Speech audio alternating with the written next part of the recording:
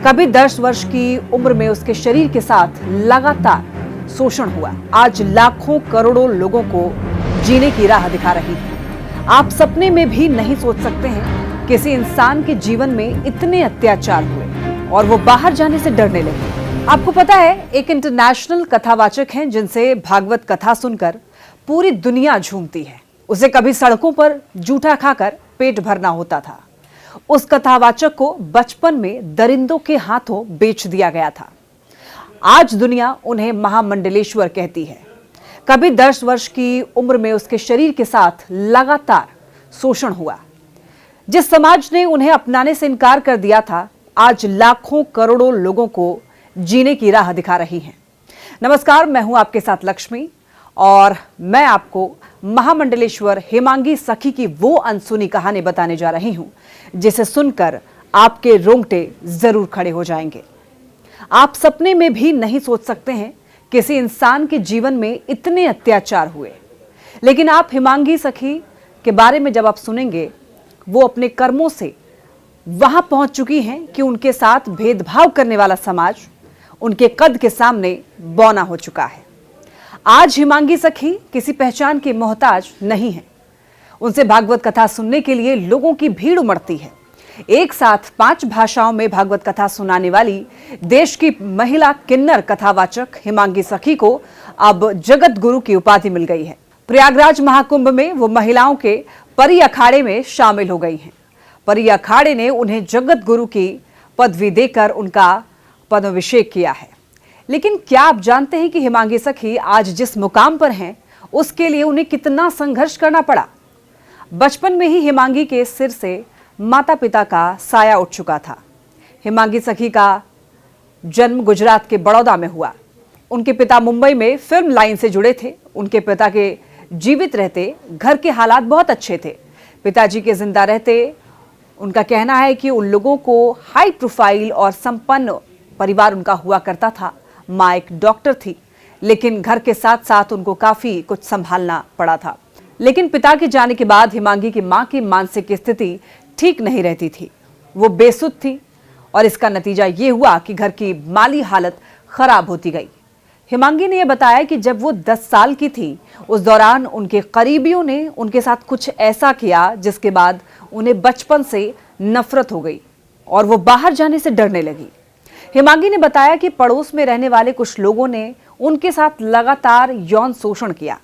उस वक्त हेमांगी को समझ में नहीं आ रहा था कि आखिर हो क्या रहा है। पड़ोस के लोग उसे घर बुलाते और जबरदस्ती किया करते थे। उस दौरान हेमांगी के दर्द और दुख को समझने वाला कोई नहीं था। हेमांगी के पिता गुजरात के और मां पंजाबी। हेमांगी के माता पिता ने प्रेम विवाह किया था और इसकी कीमत उन्हें चुकानी पड़ी। हेमांगी के नाना नानी ने मुश्किल वक्त में उनका साथ नहीं दिया और इसका फायदा लोगों ने उठाया। जब हेमांगी 15 साल की थी, उनकी मां चल बसी। हेमांगी की मानसिक स्थिति को आम इंसान नहीं समझ सकता है। कल्पना कीजिए, 2 बच्चे के सामने उनकी मां का शव है। उनकी मां को कंधा देने वाला, अंतिम संस्कार करने वाला कोई नहीं था। आसपास के कुछ लोग हेमांगी के घर पहुंचे और हेमांगी के कंधे पर उनकी मां का शव रखा। जिस उम्र में बच्चे मां की गोद में खेलते हैं, नए सपने देखते हैं, उस उम्र में हेमांगी और उनकी बहन के कंधे पर मां की अर्थी थी। माता पिता का साया सिर से उठ गया था और बाहर उन्हें नोचने वाले भेड़िए घूम रहे थे, जिनकी नजर 24 घंटे हेमांगी और उनकी बहन पर थी। यही वो दौर था जब बहन की रक्षा करने के लिए हेमांगी को समाज के तौर तरीके समझ आने लगे थे। एक दौर आया जब उनके पास खाने के लिए रोटी नहीं थी। पेट की आग ऐसी थी कि झूठे खाने से पेट भरने के लिए वो मजबूर थी। ये वो मुश्किल वक्त था जब हेमांगी के ऊपर पहाड़ जैसी जिम्मेदारी थी। पेट भरना था और बाहर घूम रहे भेड़ियों से अपनी रक्षा भी करनी थी। और कहते हैं कि जिसके पास खोने को कुछ नहीं होता, उसके पास पाने के लिए पूरा आसमान होता है। और यही सोच लेकर हेमांगी ने प्रण किया था कि वो हार नहीं मानेंगी और हर मुश्किलों का सामना करेंगी।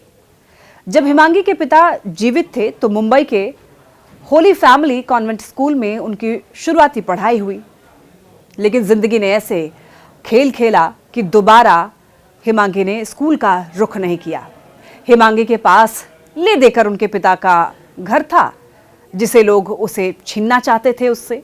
हिमांगी ने उस संपत्ति को कौड़ियों के भाव गिरवी रखा और अपनी बहन की शादी की। अब हिमांगी के लिए मुंबई या गुजरात में रहना मुमकिन नहीं था और आगे बढ़ने का रास्ता भी नहीं दिख रहा था। अब हिमांगी सखी अपने आराध्य श्री कृष्ण की शरण में आ गई। बहन का घर बसाकर वृंदावन चली गई। वहां रहकर शास्त्रों का अध्ययन किया, जिसमें गुरुजी ने काफी मदद की उनकी। हिमांगी बताती हैं कि शास्त्रों के अध्ययन के लिए उन्हें अपनी असल पहचान छिपानी पड़ी, क्योंकि उस समय किन्नर का प्रवेश आश्रम में वर्जित हुआ करता था। उन दिनों पहचान छिपाने के लिए एक लुंगी और एक कुर्ता पहनकर आश्रम में ही रहा करती थी। भगवान की सेवा में होने के अलावा सड़कों पर खड़ी होकर सबको भागवत गीता बांटा करती थी। एक दिन गुरु को उन पर शक हुआ और उन्होंने हिमांगी से सच पूछ लिया। इसके बाद उनके गुरु ने मुंबई जाकर अपने लोगों के बीच में ज्ञान का प्रचार करने का निर्देश दिया। वहां श्री कृष्ण की सेवा में जीवन अर्पण कर दिया। हिमांगी कहती हैं कि इसके बाद ठाकुर जी की कृपा से उनका नया जीवन शुरू हुआ। इसके बाद हिमांगी को इस्कॉन की तरफ से विदेशों में मुख्य पुजारी के तौर पर भेजा गया और आज हिमांगी सखी 5 भाषाओं में हिंदी, गुजराती, पंजाबी, मराठी और अंग्रेजी में भागवत कथा करती हैं। किन्नर महामंडलेश्वर हिमांगी ने यह खास मुकाम संघर्षों के समंदर को पार कर हासिल किया। किन्नर हिमांगी दुनिया की पहली ऐसी ट्रांसजेंडर हैं जो कि भागवत गीता के प्रवचन देती हैं और अब तक महामंडलेश्वर हिमांगी सखी Bangkok, Singapore, Mauritius, Mumbai, Patna आदि जगहों पर 50 से भी अधिक भागवत कथाएं कर चुकी हैं। आप ये जानकर हैरान होंगे कि महामंडलेश्वर बनने से पहले हिमांगी सखी ने फिल्मों में भी अभिनय किया है। फिल्मों में आने के पीछे का कारण यह था कि उनके पिताजी मुंबई में फिल्म इंडस्ट्री में थे और फिल्म डिस्ट्रीब्यूटर थे, तो उनकी कंपनी का नाम विश्वकर्मा ओवरसीज था। वो बतौर कलाकार आशुतोष राणा के साथ शबनम मौसी फिल्म में काम किया। हिमांगी की जिंदगी पर एक वेब सीरीज भी बन चुकी है। इस वेब सीरीज का नाम है ताली।